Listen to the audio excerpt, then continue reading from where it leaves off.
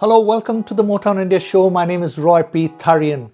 I have visited several automotive plants in my professional career, and I must say there is no better experience than to see how automotive components and final products are made.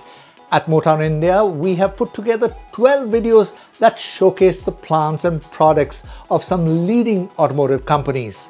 There is a lot to admire about these automotive manufacturers who make critical parts that finally get into the vehicles we drive on and off the road.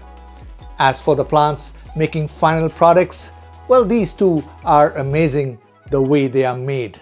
Let me also proudly emphasize that we at Motown India were and are the best in terms of capturing the inside and outside of automotive plants. We have been doing so much before videos actually became popular, with of course the cameras with still pictures.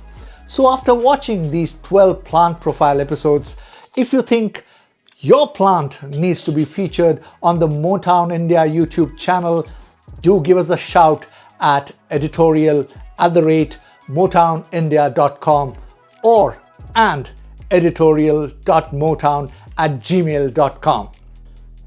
So let us begin with the first plant profile episode. In January 2015, we visited the Varroc plant in Maharashtra. Varroc is a leading global auto technology supplier.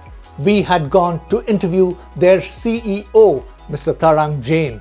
Varroc is a global Tier 1 automotive component company. Varroc commenced operations in India with its polymer business in 1990.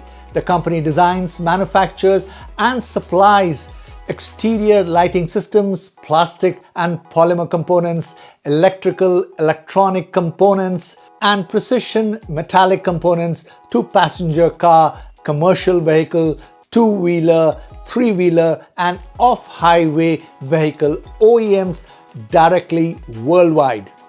Varroc's strong R&D capabilities and technological partnerships has helped to develop products and serve its customers as per emerging mega trends of safer, greener, smarter, and connected vehicles in the automotive space.